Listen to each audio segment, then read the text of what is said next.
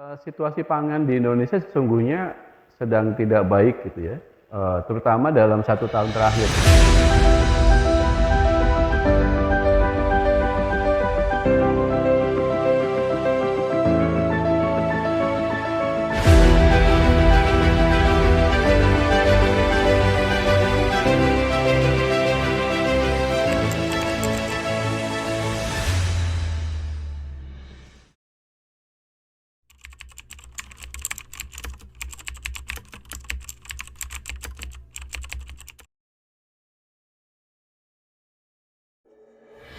Indonesia dikenal sebagai negara agraris. Dari tahun ke tahun, skor ketahanan pangan Indonesia menunjuki peningkatan. Terbukti sebagai salah satu negara ASEAN, skor ketahanan pangan Indonesia meningkat dari 46,8 pada tahun 2012 menjadi 54,8 pada tahun 2018. Dan Indonesia menduduki peringkat kelima di dunia. Namun, ada beberapa hal yang harus diperhatikan pemerintah agar ketahanan pangan Indonesia menjadi lebih optimal, berkualitas, dan punya daya keberlanjutan yang tinggi. Dalam hal ini, GFSI menyoroti Indonesia belum memiliki strategi yang matang untuk menghadapi resiko-resiko dari fenomena bencana alam ataupun dampak perubahan iklim. Dari temuan GFSI, tingkat keterjangkauan pangan serta kualitas dan keamanan makanan di Indonesia masih berposisi pada peringkat menengah ke bawah. Oleh karena itu, produktivitas pertanian perlu ditargetkan menjadi garda terdepan dan memastikan sistem produksi pangan yang berkelanjutan serta menerapkan praktik pertanian yang tangguh. Hal ini tentunya harus sejalan dengan visi dari Badan Pangan Nasional atau BPN untuk mewujudkan ketahanan pangan nasional berbasis kedaulatan dan kemandirian pangan yang tangguh dan berkelanjutan untuk Indonesia. Halo, selamat sore. Perkenalkan, saya Said Abdullah. Hari ini saya aktif di Koalisi Rakyat untuk Kedaulatan Pangan atau biasa disebut dengan KRKP.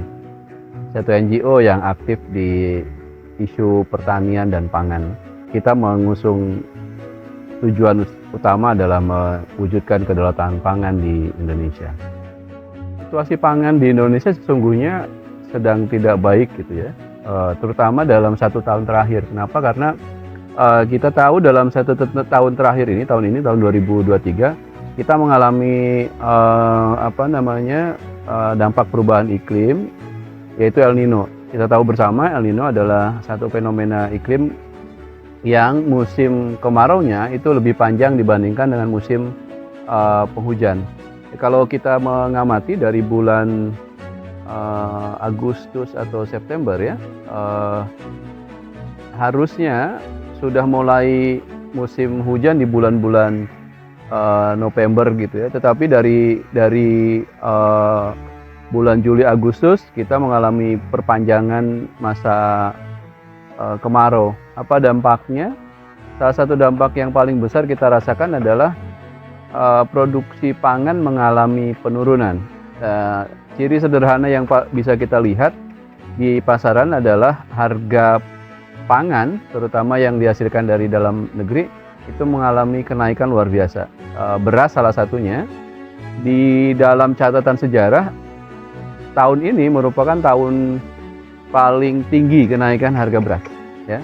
Hari ini bahkan sedang terjadi juga kenaikan harga cabai ya, dan beberapa komoditas pertanian lain yang mengalami kenaikan.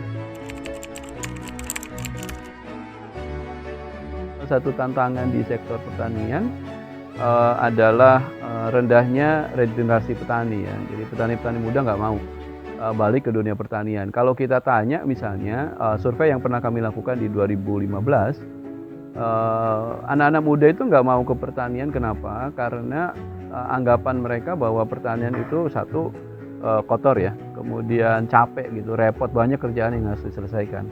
Andaikan kita bisa mengembangkan di 2030 atau bahkan sebenarnya sekarang juga sudah mulai ada ya rintisan ke sana, tetapi advancing-nya itu yang perlu kita dorong ya. misalnya sampai 2030 semua proses budidaya itu digerakkan oleh kecerdasan intelijen artifisial. Saya kira anak-anak muda banyak yang tertarik. Dan kenapa? Karena tadi membayangkan anak muda bayangin kotor lahan gitu, nggak mau. Bayangkan kalau lahan itu ada di genggaman tangan mereka. Kalau lahan ada proses budidaya itu ada di genggaman tangan, di handphone mereka, tinggal pencet-pencet, ngatur, start, off, on, off gitu. Nah itu semuanya bisa otomatis di tangan mereka. Mungkin banyak anak muda yang mau kembali ke situ gitu.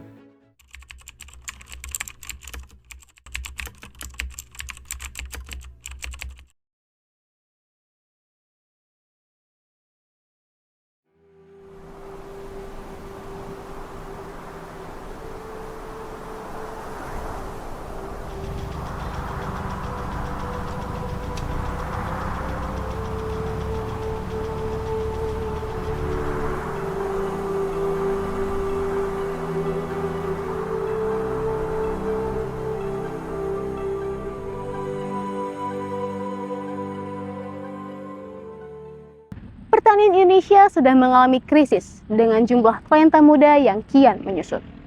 Pandangan dan stigma yang tidak menarik dari praktik pertanian saat ini yang masih juga belum maju, serta minimnya generasi muda yang berkontribusi.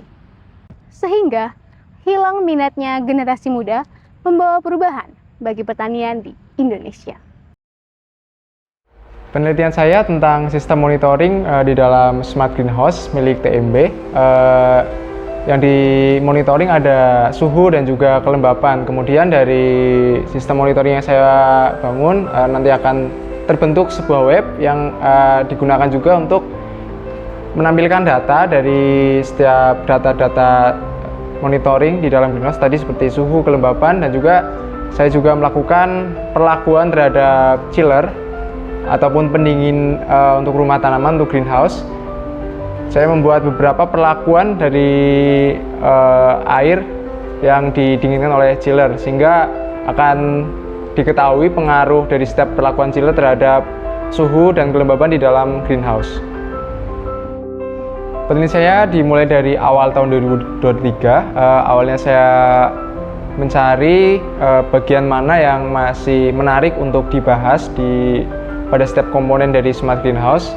Kemudian saya mengambil topik yang sekarang yaitu sistem monitoring, karena dari setiap greenhouse selalu dibutuhkan monitoring agar dapat mempermudah dari pengguna ataupun pelaku budidaya di dalam smart greenhouse. Dan penelitian saya ini sebelumnya sudah melanjutkan dari yang sudah ada, yaitu dari RISPRO IPB, yang ada beberapa penelitian sebelumnya, yaitu dari penelitian untuk model pertumbuhan, model budidaya melon, kemudian ada juga untuk purwoceng. Purwoceng ini tanaman dari Dieng, tapi berhasil dibudidayakan di smart greenhouse TMB. Kemudian juga ada juga sistem monitoring kontrol cerdas dari penelitian sebelumnya juga dari Volkes Laumal, dan juga ada sistem dosing juga yang dikerjakan di dalam smart greenhouse yang sama untuk tempat penelitian saya.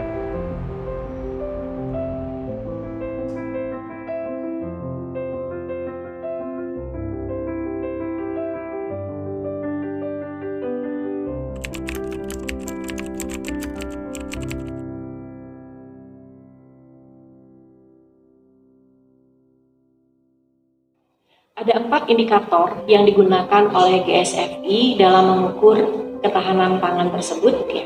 Yang pertama harga ya.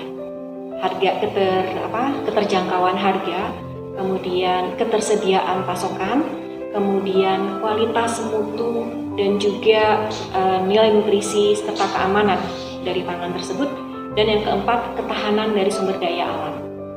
Dan masih belum tinggi ya Indonesia posisinya untuk indeks ketahanan pangan secara global di seluruh dunia. Jenis-jenis pangan fermentasi ya. Indonesia kaya dengan pangan-pangan tradisional yang bisa menjadi ciri khas ya, yang juga merupakan pangan fermentasi. Contohnya adalah tempe yang kita sudah kenal bersama. Selain itu ada juga dari Sumatera Barat yang kita kenal produk dadih, Dadi ini adalah fermentasi dari susu kerbau, tinggi kandungan probiotiknya yang sangat bermanfaat bagi kesehatan usus. Jadi itu salah satu ciri khas dari pangan Indonesia yang sesuai dengan future food yang sedang menjadi tren pangan di dunia. Ketahanan pangan tidak bisa dipungkiri, sangat bergantung terhadap pasokan atau suplai bahan pangan.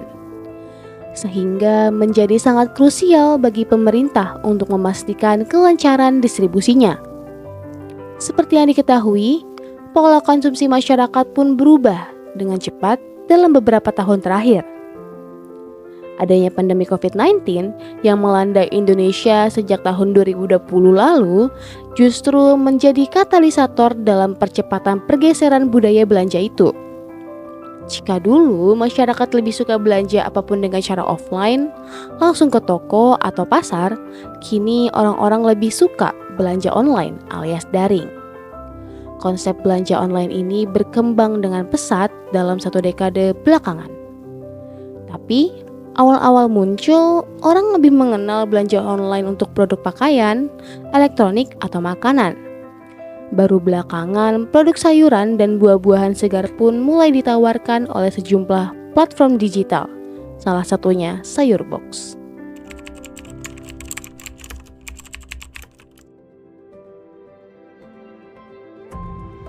Ini challenge ya bagi kita semua, terutama bagi anak-anak muda. Nggak cuma challenge, ini juga peluang loh bagi kita semua, teman-teman anak muda.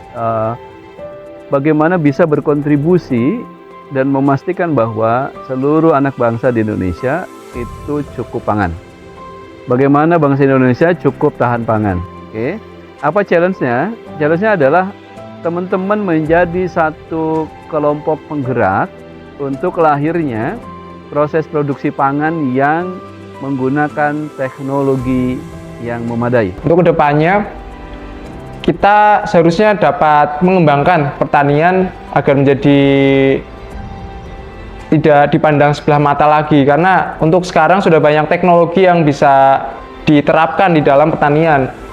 Keterbatasan lahan menuntut kita untuk lebih kreatif dalam proses produksi untuk mendapatkan kecukupan pangan tadi. Jadi anak muda bisa dengan memanfaatkan lahan-lahan, karena bagi yang di perkotaan itu mungkin sistem pertanian yang bisa dikerjakan bisa dengan sistem vertical farming ya. Vertical farming juga sedang tren sekarang, memanfaatkan lahan yang sempit tetapi ditanamnya vertikal ke atas, jadi tidak perlu ke samping yang membutuhkan lahan yang banyak. Dengan kemajuan dan inovasi yang teman-teman muda miliki, teman-teman akan jadi aktor penting bagi bangsa ini ke depan. Oke. So, di akhir saya ingin mengajak, tidak ada pertanian yang maju tanpa kehadiran teman-teman muda. Tidak ada anak-anak muda yang hebat dan keren selain anak-anak muda yang mau berbuat untuk kekuatan dan kejayaan bangsanya. Salah satunya lewat penyediaan pangan bagi seluruh anak negeri. Membangun narasi dan ekosistem yang mumpuni untuk menjadikan pertanian sebagai pilihan karir yang bonafit tidak hanya untuk Gen Z, tapi juga untuk generasi yang akan datang dan seterusnya.